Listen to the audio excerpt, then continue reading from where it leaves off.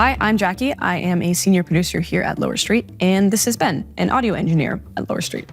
Today, we're going to be demonstrating an ideal in-person interview setup. So you'll notice another piece of equipment on the table here that is not typical when you record just solo, and that is the Zoom H6, which is your audio interface.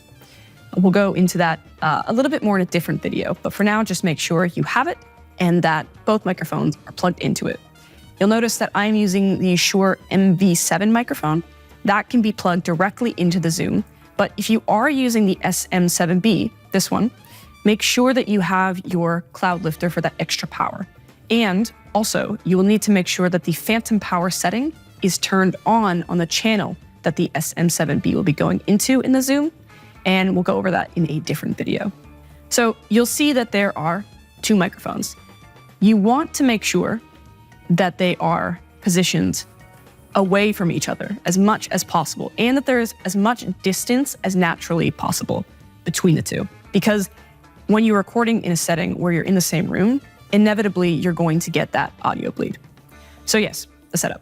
You and your guest will both have your microphone facing you, and you want to make sure that you and your guest both have your headphones on so you can hear each other or yourself, as we described in the mic technique video. So you and your guest are going to be facing each other and talking into the microphones to each other. You want to make sure that you're in an environment where the sound isn't going to echo and there's going to be things to absorb the sound. So lots of furniture like couches and beds, if that's the situation, are good. But these large echoey rooms can be difficult, especially because you're recording with two microphones. And so that sound is going to be picked up on both microphones, which is going to happen regardless. So in the mic technique video, you may recall us telling you about not touching the desk and making sure that you're not hitting the bottom of the desk for the rumbling.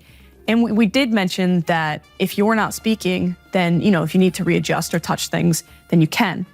In this one, it's a little bit more tricky. If I do touch the desk, it is going to pick up on the other microphone as well. So you need to be more cognizant the entire time.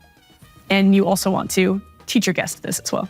When you are interviewing your guest, something to remember is that, again, the audio is going to be picked up on both microphones. So if you interject, if you make loud noises, and all of that, it's not going to be something that we can cut out the same way as if we would when you're recording in separate rooms. Things such as like coughs even, or sneezes. If you have to do that, it's best to wait until nobody is talking instead of, just when you're not talking. And that is the ideal setup for an in-person interview. For more information about technical setup or mic tips, you can check out our other tutorials. Thanks, Ben.